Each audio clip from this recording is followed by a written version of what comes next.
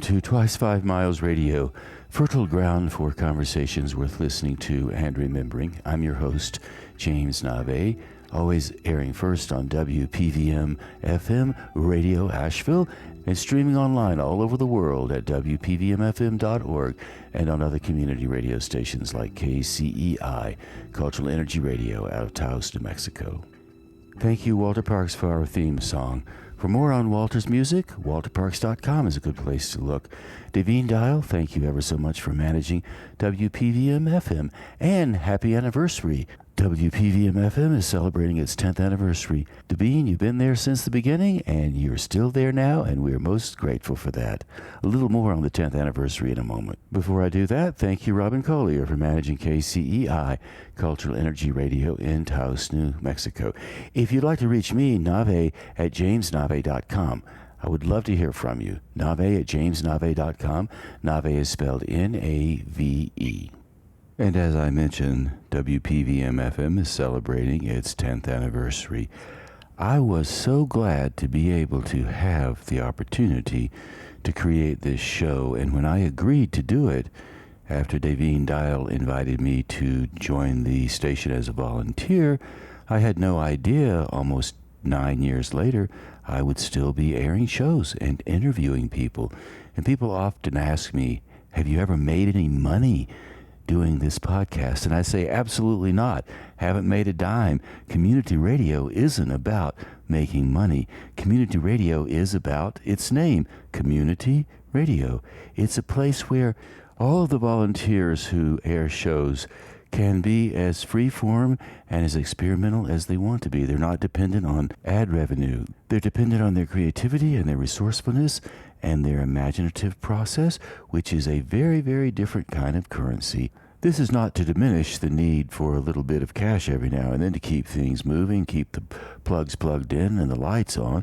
Even so, community radio is about everyone getting together and doing their part to say things they'd like to say, to offer you things they'd like to offer. We have terrific music shows curated by people that really have a passion for music. We have people who are veterans who come on and talk about veterans issues, mental health people who come on and talk about things that will make us feel better psychologically, physically, and on it goes. For the past 8 years or so, I've always enjoyed just inviting folks that I encounter along the way. If I think somebody has a story to tell or has something they'd like to say, I'll invite them to be on the show. It's really that simple. That's why community radio is so wonderful, because I can have a range like this. I'm not beholden to a rigorous structure. That said, we do have a radio station. We do have FCC rules, so we are beholden up to a point. But the creativity part is so wide-ranging, and I'm so grateful for that. And I would like to mention that for the first time, WPVM FM is doing something it's never done before. We're doing a little bit of a fundraiser. So if you love this station, if you're listening now and you're enjoying all of the programming that you've been listening to, even a short time or a long time, and you would like to make a donation, $5, $50, $25, whatever you can afford, we would really appreciate it. WPVMFM.org. You can go there now and click the donate option, and you can give whatever you can afford. And also, if you're listening in Taos, KCEI would welcome your support as well. I don't think they're doing a fundraiser right now, but I'm grateful to be able to air on both stations. You may or may not know, Taos and Asheville have a lot of cross-pollination going on. A lot of folks from Asheville show up here in Taos, and just the same when I'm in Asheville. Some folks from here drift through Asheville, come to the Leaf Festival. Paul Pasquarella, who lives here in Taos, was at the Leaf Festival last May giving a lecture on Black Mountain College. So there's a whole lot of cross-pollination. So we appreciate the support. We most especially appreciate the value of your ears, leaning in and listening to community radio. There could be no better way to spend a little bit of time during your day. So we most appreciate it. Today, I have a guest. Her name is Melissa McKinney. Melissa is a singer-songwriter. She's a teacher. She is the program coordinator for Leaf Global Arts, and she's just an overall figure in the community, a very, very powerful woman. And Melissa and I have enjoyed each other's company for many years, and now she's on as my guest. She talks about her abilities to maneuver some of the questions about, am I reaching my full power as an artist? She discusses this quite a bit in the interview. And of course, I say, yes, I think you have reached your full power. She says, but there's more to come. So I hope you enjoy this interview I had with Melissa not long ago. Melissa, welcome to Twice 5 Miles Radio. Thank you for having me. It's a real pleasure to talk to you. So would you please give us a sense of your relationship with music and how it engages your life and informs the way you go about your daily activities? I'm really lucky that I've been able to live a life where music is a part of all of it. I've never had to work a job that was not in the music industry in some way, and I'm really grateful for that. I went to college for music, and then I started touring with a band. And not long after that, I was pregnant with my daughter, McKinney, and at that time, I knew I had to kind of re-examine the way I was doing life, and I just randomly found a job at a charter school teaching music, and I got to develop their whole music program. So I did that for several years, I think 4 or 5 years in North Carolina. I was actually in the Lake Norman area.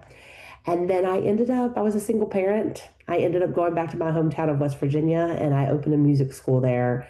And my daughter grew up in that music school, and I spent my entire life running that school and doing touring programming with young musicians. We toured and played middle schools and high schools and festivals and community events for about over 10 years. And that's how we ended up at Leaf. In 2016, my daughter's band, which was an all-female funk band called The Change, and they named themselves The Change because they were so passionate about making a change in the world. And so they came to Leaf Festival and played in 2016. And then we were brought back the next festival as resident artists. And we ended up taking our programming into schools here in Western North Carolina. And then we just kept doing that. And we fell in love with Leaf and with Western North Carolina. And last minute, my daughter made the decision to go to UNC Asheville. And I was here a lot. I was going back and forth helping her with things. And one day I just moved here and never went back to West Virginia. I still have my business there. I moved here. I left my entire life and started all over here in Asheville. And I've been working with Leaf ever since. That's an interesting proposition to move completely from one place to another, start your life over. I talk to a lot of people who are starting their lives over because they choose to. Some people have to start their lives over because circumstances require it. Give me some thoughts on you as an entrepreneur, businesswoman, a musician, an artist. How did starting your life over work for you? Was it easy? Was it hard? Did you transfer skills? What happened and how did that story unfold? Oh my gosh, all of that. I had a beautiful business in West Virginia and I loved the work that I did, but I felt very stuck there. In Southern West Virginia, it's very conservative, and I was teaching so many young people that came from conservative families, and it was a very difficult balance. The space that I was living in that town, it was not a place that I could grow, and I was not surrounded by a whole lot of like-minded people. And so I knew I wanted to leave, but I also didn't think I could because I'd spent 15 years building this business. I poured my entire life into it. I was a single parent supporting my daughter through college. There's no way I can leave, but one day I just leapt. I just literally jumped off a cliff and just did it. And it was definitely hard. I'm so grateful that I had the opportunity to do that and that I took the chance. I came to Asheville and, I still was doing some teaching through Leaf, but I went from teaching, 50 plus hours a week and running a business full time to working with Leaf and teaching occasionally and getting more back into my own music. I had put my music aside while I was raising my daughter and the school. And so I jumped back into my music, and it was all just like a rediscovery of who I was, not just Kayla's mom or the owner of Stages Music School, like finding out who Melissa McKinney was. And it's literally been a journey that I'm just now starting to feel like I found that. Yeah, so it's been a long process. When you say like-minded people, Mhm. and you were coming to Asheville seeking something, what were some of the things you were looking for that you felt like you didn't find in Southern West Virginia? What does like-minded mean to you? Love and respect and care for all people. Empathy for everyone, even if you don't agree with them or if they're different from you. Instead of love and acceptance being in this tiny box, which is very much what it's like in Southern West Virginia. And I hate to overgeneralize that because there are a lot of loving, incredible people that live there. But just as a whole, when I went to the grocery store, when I went to the gas station, when I went to, there wasn't many places to go, but when I went there, I didn't run into people like when I'm here in Western North Carolina, when I go to the grocery store or I, run into somebody in traffic. Oftentimes we have the same values, the same heart, and we can talk about subjects that are dear to us, and know that even if we might disagree, you're going to be met with respect most of the time, not all the time. Well, that's true everywhere you go. I'm thinking of like-minded people, and when you said that, we hear that term a lot, or I hear that term a lot. What does that mean? I'm thinking what it means to me. A like-minded person is someone I can easily drop into a conversation with, I can easily collaborate with, bump into them in the grocery store, and the next thing I know, oh, why don't you come over to my house and I'll make a meal for you? And over to the house you go. I like the minds of those kind of people. Yeah. I just know the flock of creatives that I want to be around. And in the flock of creatives that I'm around, I have people who are very much more conservative than I am politically, and they're really active in the creative realm. And I'm feel like I am of like mind with them, even though our differences around how some of the ways we view the world are not exactly the same.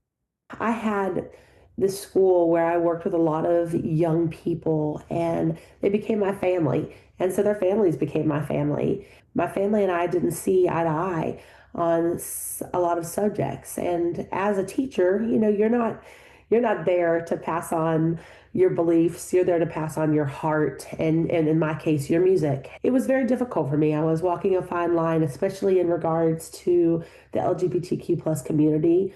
My school was often accused of we this is something we laugh about quite often, but of turning kids gay. We That's the kind of area that I was in, and we were a safe place for all kids, no matter their background, their sexuality, their religion, the color of their skin.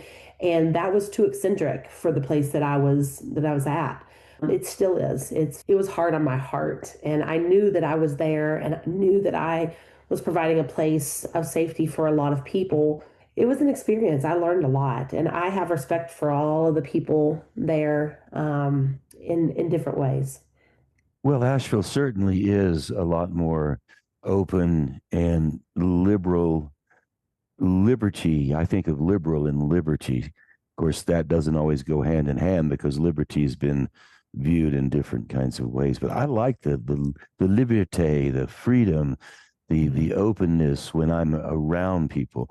And I really am not that inclined to get all bundled up with people. You don't want to get into these conversations where you're going back and forth because they're naturally superficial. Because Yeah. depth requires showing up and spending committed, intimate time with the group of people that you've chosen to be in. So I'd love some reflections on that from you. Yeah. Yeah. Oh my gosh. Well, it's easier to be around people who like you said, you can just drop in with, and they kind of on the same level as you in their beliefs. And so when you're in situations with people who feel different from you, being able to listen and hear and not argue.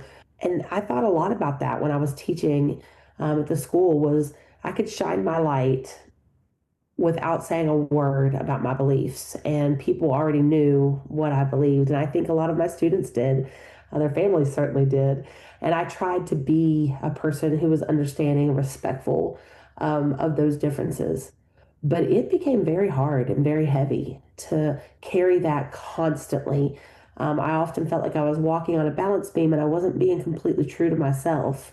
And I definitely wasn't being true to my daughter and to my other students at often when I would need to stand up and speak out. It really wasn't an option and to continue to be able to teach the kids I was teaching. So, yeah, it's a fine line to try to shine your light and do that work while also remaining true to yourself. That's one of the reasons when I started coming to Asheville and even myself, I just started feeling more free. I was having conversations that were filling me up and giving me new outlooks on life and helping me look at things from a different angle and not always with people who I've felt directly connected to. I was so inspired and I gained and regained a sense of self and a sense of confidence. And it's what's allowed me to turn back to my music. And also, of course, working at Leaf, oh my gosh, on the daily surrounded by inspiration and people that inspire me. And I just, oh my, talk about a completely different life.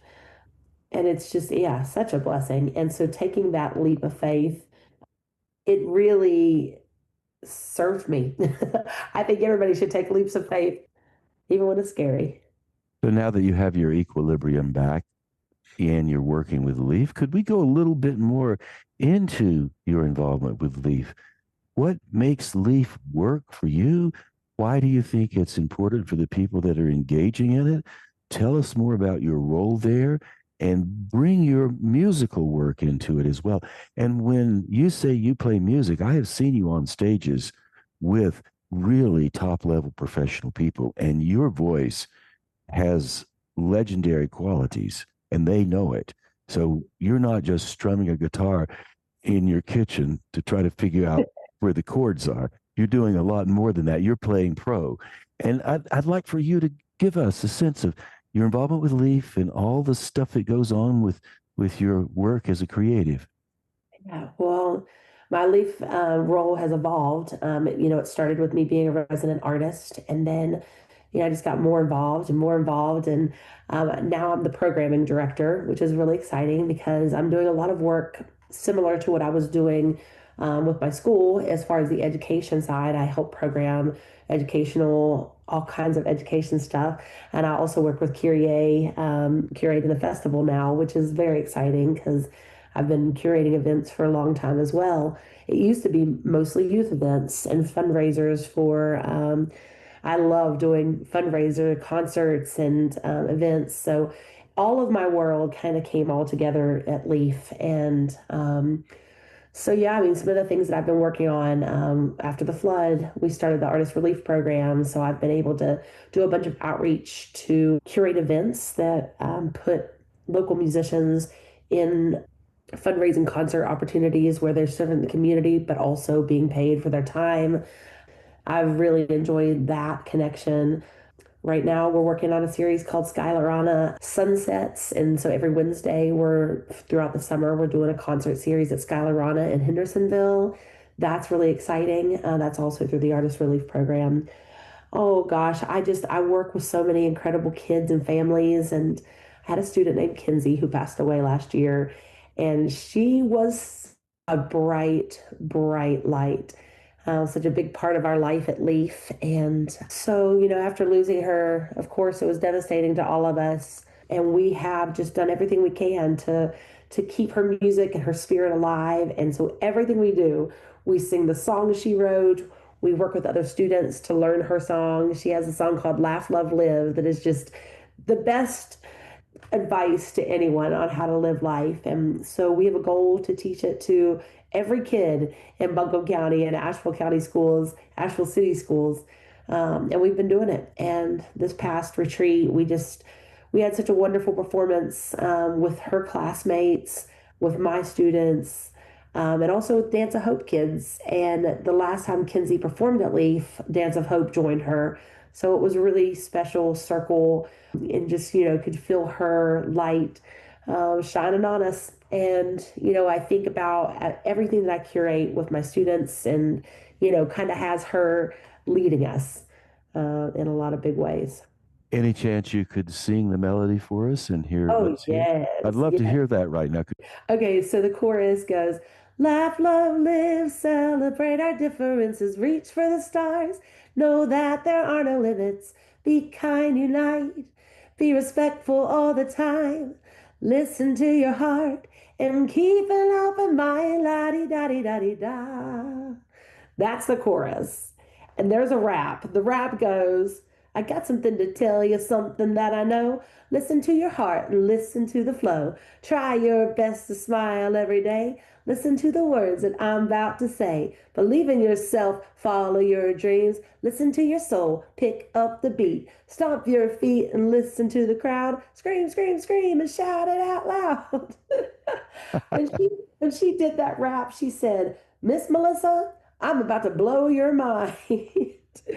And boy, she did. I mean, her short life and the time that I had in it was so impactful on me. And I have to tell you the story.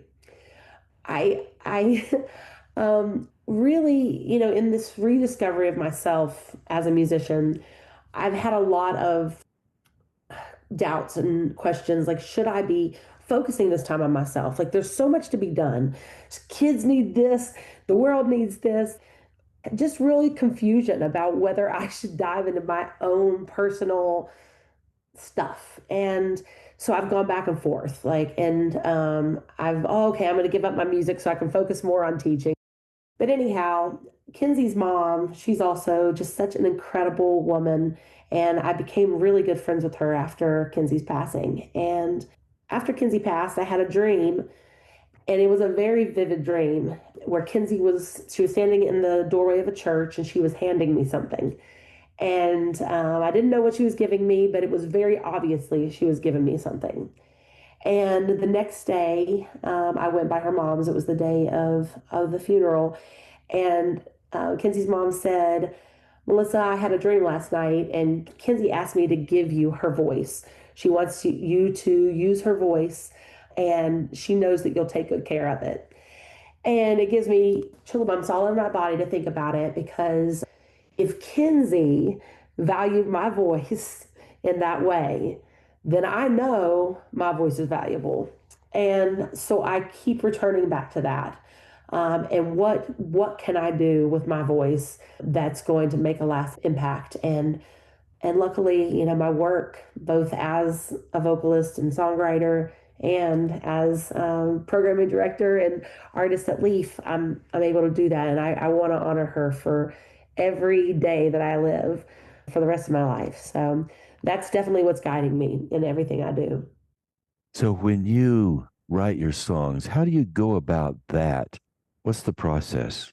Well, sometimes they come to me, like the whole song will come to me in just like that, like a lightning bolt. That's rare, but that does happen sometimes. A lot of times, I'll get a melody in my head and some words, and it might just be one sentence. And then those songs are the ones that take me forever to write, because then I have to actually sit down and really intentionally put my ideas together. And those typically take me a long time. I have one song that literally took me 20 years to write. I started it right after I left my daughter's father when she was 1 year old. And I wrote the first verse. I wrote it on my wall. I can still see that on my wall. And then 20 years later, I ended up in another abusive relationship. And when I left that relationship, I wrote the chorus and the second verse. And it's my anthem song. And it's about domestic violence. And, I've been able to share it with a lot of women, and men also can relate to the song. It's called Thank God. And it's just saying, thank God you left me, because I was going to stay. Why don't you sing it? Yeah, okay. All right. I'll sing the first verse and chorus. All right. It goes, I'm taking back my life. I am regaining my control. Gonna self-fulfill my prophecy. I owe it to my soul.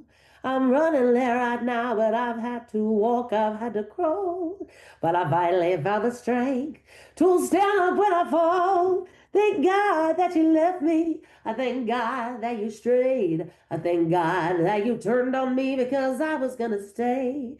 Thank God that you left me. Thank God that you strayed. I thank God that you turned on me because I was gonna stay.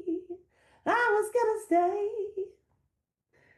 It's Oh, a I love hearing you sing. Even you're not even mic'd up. We're just on a Zoom call, and you you have to hold yourself back, I Melissa. I do. know. I can see you pushing your chair around and jumping about. Oh, thank you so much for that.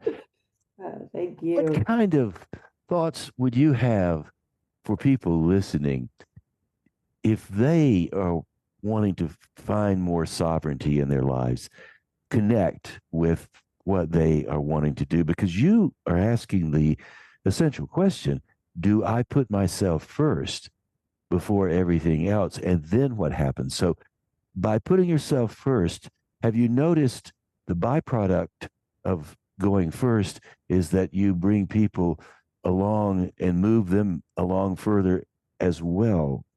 You almost bring everybody to the fore when you bring yourself to the fore. Yeah. I honestly am still in the process of learning to put myself first. I kind of like I step in and I step back and I step in and I step back. But I definitely in my mind am trying to do that more often. And I know that in putting myself first, I can be better for other people.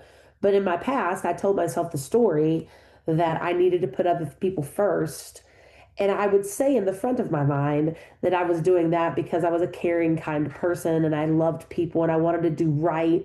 But really, the truth was, I didn't feel like I deserved to have that same recognition that I would give to other people. And so in learning to, that I'm also worthy of that, it's a process and I'm still in that process. And I figure I probably will be in it my whole life.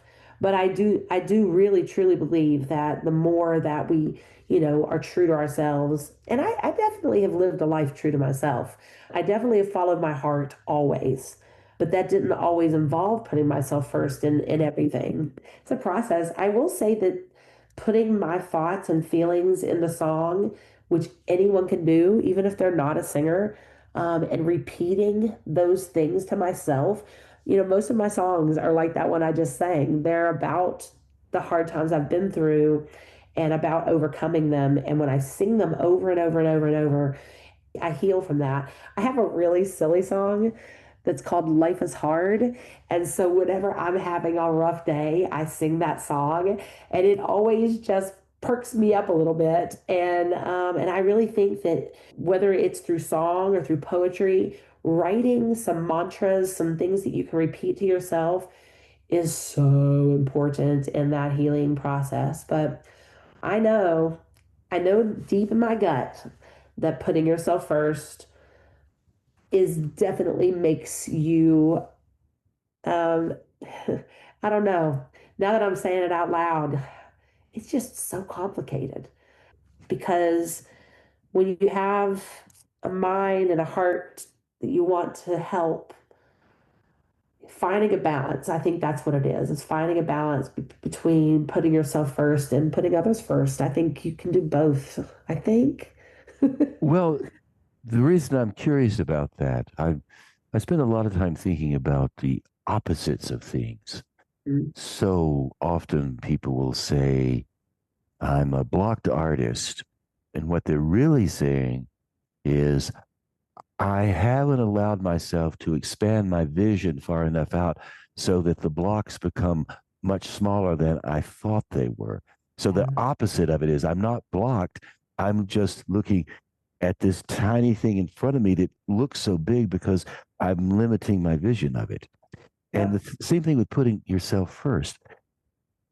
In our culture, we are told if you put yourself first, then you are being selfish. Yep. You are denying everybody else because you are the most important person in the world, and therefore you're diminishing everybody else by putting yourself first.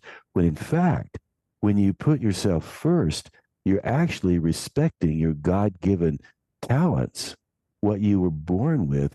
And by honoring that, it negates the egotistical part.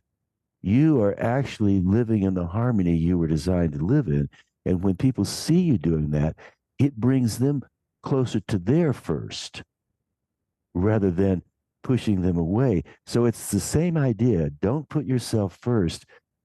People are trying to say, please don't take advantage of everybody else so you can serve yourself and everybody else loses. That's one way of saying it. And that's usually how it's presented. But the other way, which I believe is what we're talking about, I sense it and I'm confident it's what we're talking about, is put yourself at the front of the line, nurture what's best about you. And when you are fully engaged in that, it becomes easier and easier to stay there. People will see it, and it becomes a form of creative leadership rather than a form of selfishness. Yeah, it's funny you say that because, I have so many people reach out to me and tell me, that I've inspired them and thank you for all you're doing. And it happens to me a lot, pretty much all the shows I'm at. And I never feel that I'm doing all that. Like, I never feel like I'm doing enough. I feel like there's always more that I want to be doing. But I think by, like you said, by living authentically and with, kind of just putting it all out there, it does inspire other people. I take on a lot of leadership positions, but I also forget that I impact people. And it feels good to know that I impact people in a positive way because that's definitely what I want and what my intentions are. But I guess there's times I mean, pretty much I don't ever feel like I'm doing enough. Like I got to do more. I think by living authentically that, it does inspire other, especially women. I think that I inspire a lot of women with my stories and Well, we can never do enough because we only have a short life. So enough is hard to actually get your mind around. In the same way, we'll never be perfect because perfection is something perhaps that has already been achieved by infinity existing, the harmony of where we live. Perhaps that's perfection. But we can be in the perfection doing the things that we want to do. And I think that's really important to remember. yeah, I think I'm really, really blessed to be able to get up every day and do the work that I do because, going to Leaf, just walking in the building, I have the opportunities to do good work and to do work that serves the community and then also to continue learning because there's still so much that I have to learn and still so much growing that I need to do and being in a environment where I'm supported to do that, being in a community where I can learn all the time and where I have opportunities to serve that community. I'm really lucky. Yeah, sometimes I think back on how I got here and it's a great story. Yeah, and it's also on that same idea of having someone walk up and say, "You've done so much. I really appreciate everything that I've experienced from you. You've changed my life considerably." I'm coming around to thinking when people approach you or me or anybody in a position of standing in front of an audience, what they're telling you is their truth. Mhm. And it's their perception, their enthusiasm, their acknowledgement. And so I've come to believe the only job one has when that happens, when you become the object or I become the object of someone's praise, the only requirement I have is say, thank you so much for noticing. I really appreciate that. And I am so grateful for it. Now tell me about yourself. Mhm. And by completely, fully accepting your power and acknowledging that to the person giving you the compliment, that's the full respect to the compliment itself.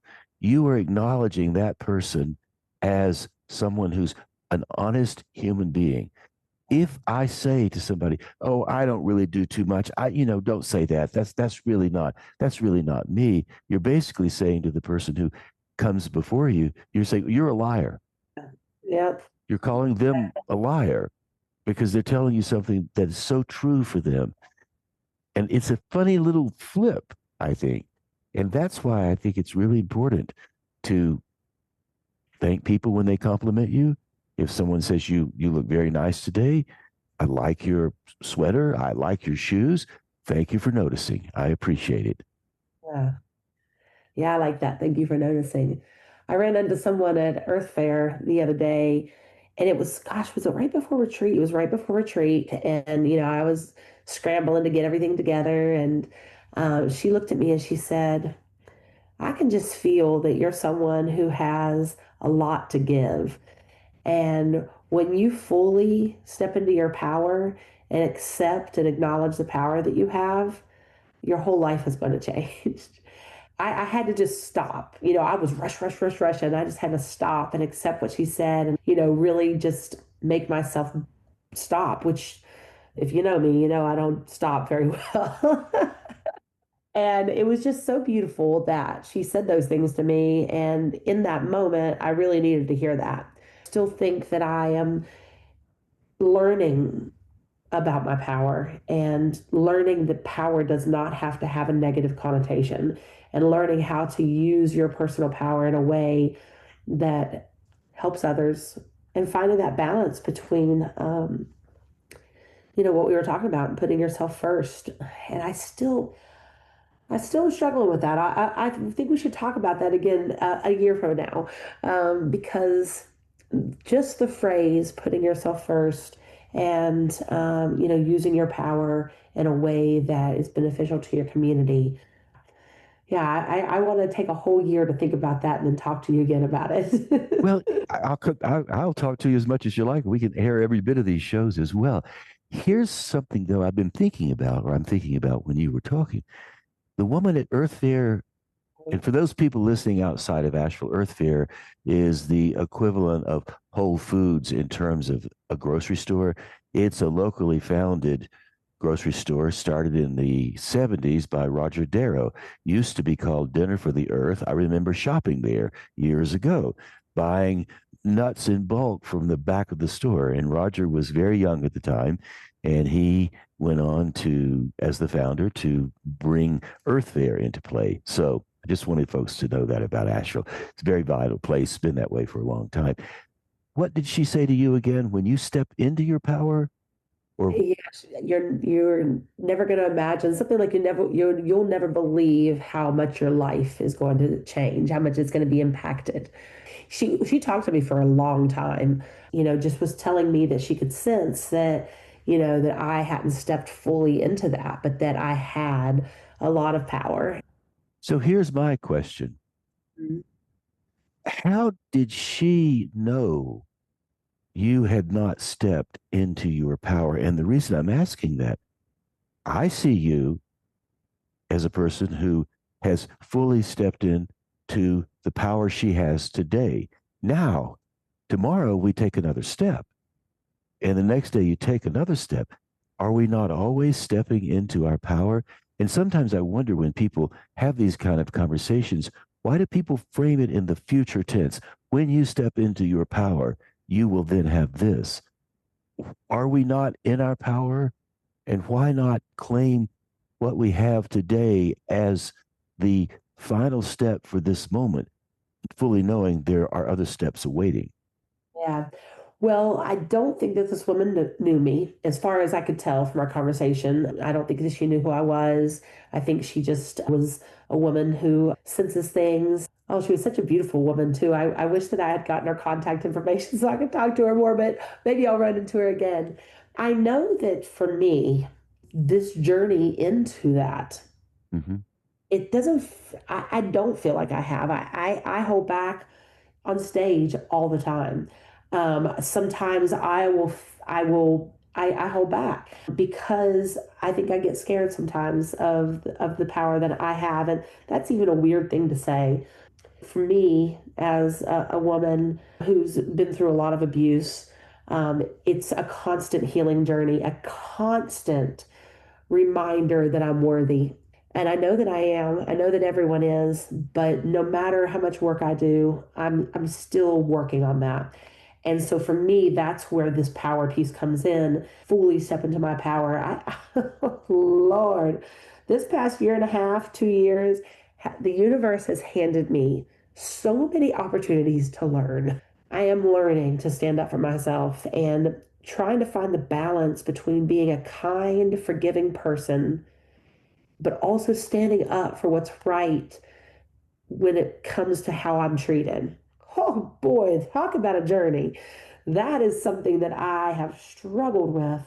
But that's all a piece of this whole stepping into my power because the moment I do it, then I'm like, oh, wait a second. Did I step too far? Like, am I overstepping? Have I hurt somebody by taking up for myself? Do I want to hurt someone while I'm taking up for myself? Because typically I would take the hurt myself instead of hurting someone else. So, whew, it's a lot. But I don't necessarily think it's a negative thing. I think that I always want to be learning of how to harness my power and how to inspire other people to do it too. But boy, it's a lot of work. And it's interesting as you speak about your vulnerabilities. I'm framing my view of you with my interactions I've had with you over the years. You and I don't know each other all that well, but we've overlapped a fair amount. And whenever I've seen you running the show on the stage at Leaf Global Arts, moving this one around and putting this one over here and fully in your moment, it never ever occurs to me, oh, Melissa isn't in her power. I'm just saying, well, I wonder when she'll come over here and tell me what to do. That'll be nice. I'd like a little direction, please. So I think maybe I take your point. Yeah. We never get over some of the stuff that happens to us, and the burdens can be very, very heavy. People work throughout their entire lives to try to square all of that. I'm just saying, from my point of view, I don't really see any of that. So you can take that and do whatever you want. Maybe you could advertise more of your power, and people like me would go, "Yeah, okay, fine, I'm all for it. What do I do next?" So, Well, when you say that, it makes me think of a couple things. Like, I guess there's all kinds of different kinds of power. Like first, I just started thinking about the people in our community who tend to the land and who do such a great job of teaching us how to do better, how to treat our environment, and how to do better, how to live better. And those people have so much power. mhm. It's quiet power. And so when we see those people out in the grocery store or out in the community, we may have no idea the power that they hold. If anybody asks me, who are you inspired by the most? Of course, my daughter. Also, beloved, the work that they do, the selflessness that they put out into the world every single day is so inspirational to me. And I feel like that's where the power is, sharing that big love. And even when people don't see it or know it or have any idea you did it, that kind of power is the power that I want to have, the power that gives, that fills people up. They inspire me so much. And it's interesting because the power you and I are talking about is the power that is always there. It's pervasive. Question is, what am I going to do with all this power that I have? It's not political power, like I have power over you to move you to Yep. here and put you in the corner and lock the door. This is a different kind of growth power almost. It's the fuel that brings the spring flowers out of the ground after the winter leaves. As we get near to our time to close within this hour, reflect a little bit for us back to Leaf Global Arts and your job as the director of programming. What does that mean, and what are some of your visions for taking Leaf forward in the next 5 years? Well, we have a small team and it's a very mighty team. So the things that we're doing, are constantly overlapping. Some of the things that I hope to do is making people more aware of Leaf Global, the space downtown. So many people aren't aware that it's there. They think of Leaf and they think of the retreat and the festival. Actually, they really just think about the festival and the festival. People still don't really understand the difference between retreat and festival. And as we curate that in the future, Kyrie as the artistic operations director and me working with her, we want to just bring more awareness of the work that we're doing in the world, making people more aware of Adama and Navé and all the great artists that we work with and the work that they're putting out into the world, telling that story and telling that story in a way that more people can hear it, so more people can be touched and impacted, and so that Leaf can continue to thrive for another 30 years. Because as we approach the 30th year, so many changes are happening. And working with Jennifer on the book, and all that Jennifer, her whole life, she's poured into this, and now as she's passing the torch, so to speak, which was the theme of this year, she's passing that on to people who have the same vision as her and have other visions as well. And so bringing, Kyrie's young, she's in her mid 20s. And so her and I together, bringing some fresh life into what's happening while honoring what's already happened. I work a lot with the education, and I love coming up with collaborations that include kids and professional musicians. One of the programs I've worked on the last couple of years is called Songs for Peace. And so I go into the classroom and I teach the kids about a local musician, just like they're famous in their history book. And I tell them all about this artist, and then I teach them one of that artist's songs, and then they get to meet the artist. And also, we write a song in response to the inspiration that we received from the artist. And then we make a music video of it. And that has been a big deal for me, the kids, and then the artist. When the artist gets to meet those kids and they sing their song to them, it is a really special interaction. And those are the kind of things that I want to do more of. That's absolutely brilliant, because songwriters write songs based on the raw experiences they have. And we don't often think of songs as historical records, enduring historical records. Billy Joe McAllister jumped off the Tallahatchie Bridge, for one. Stand By Me, for another. How many country songs have stories of love and loss?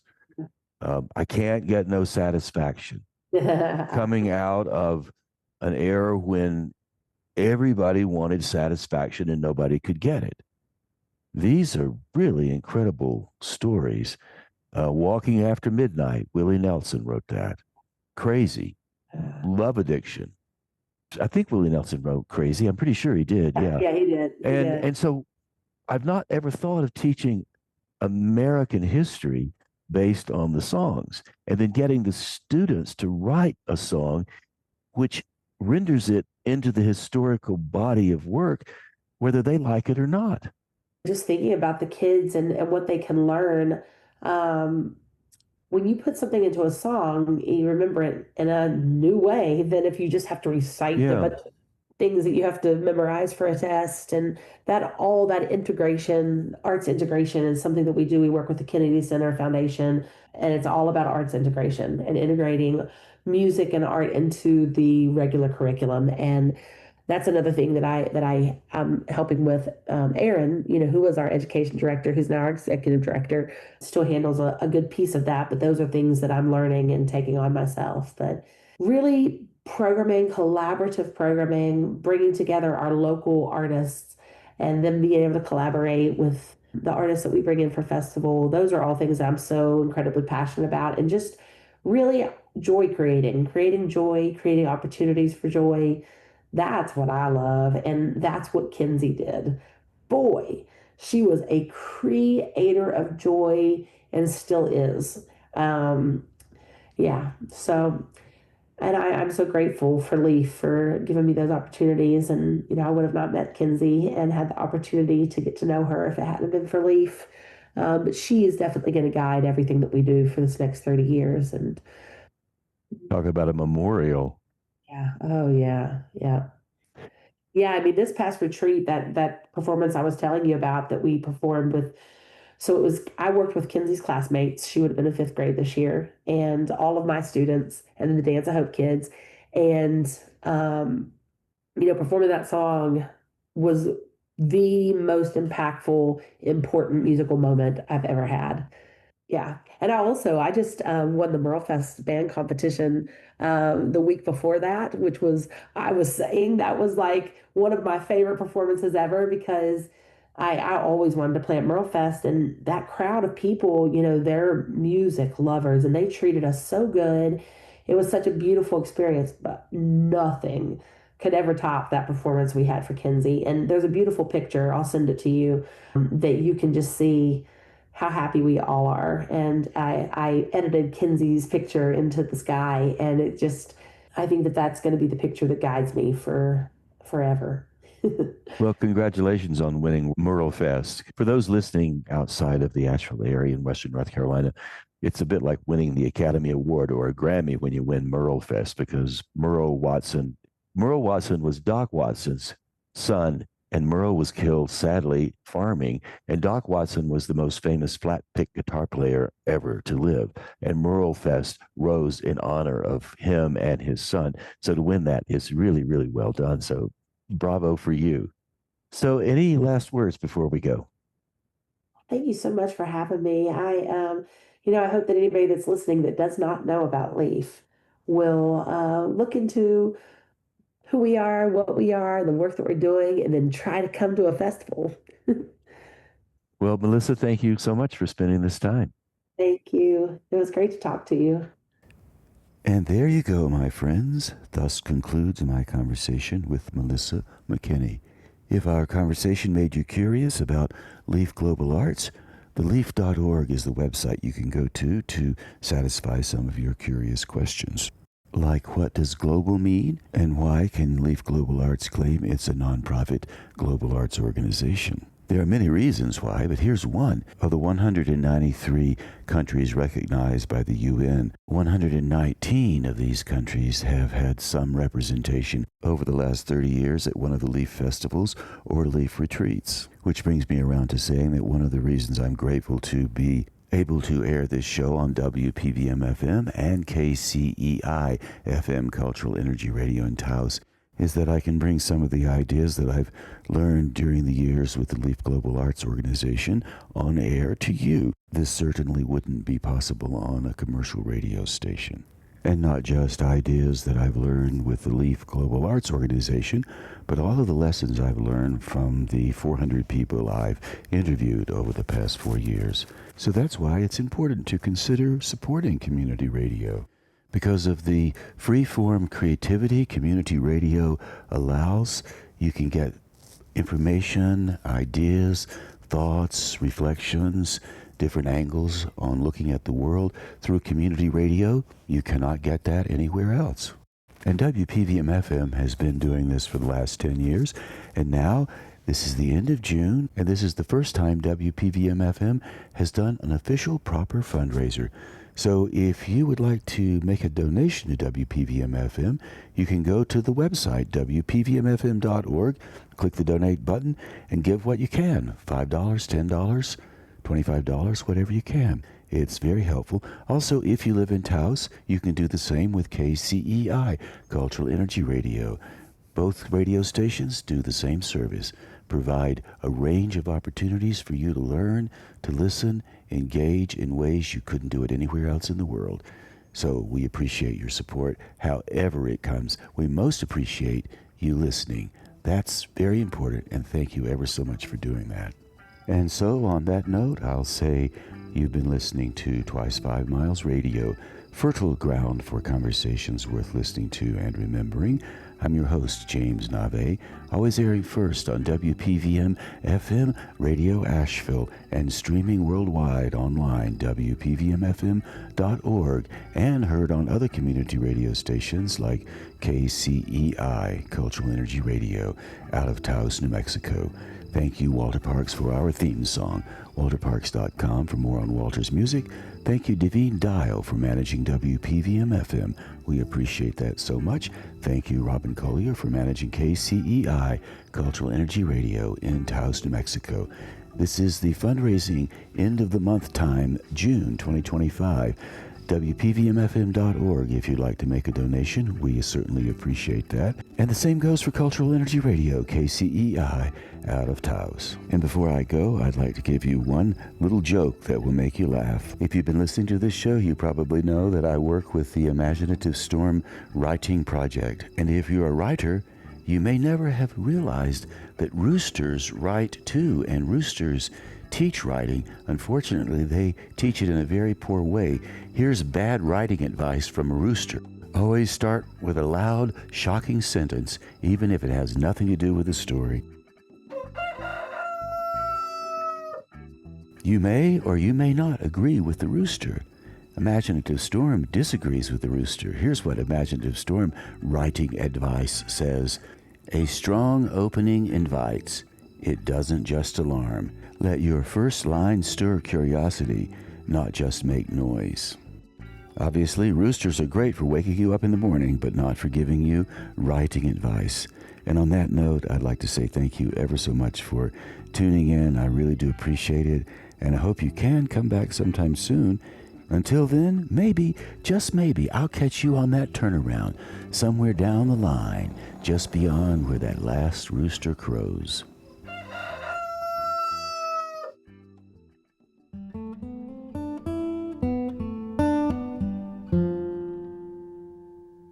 Thank you.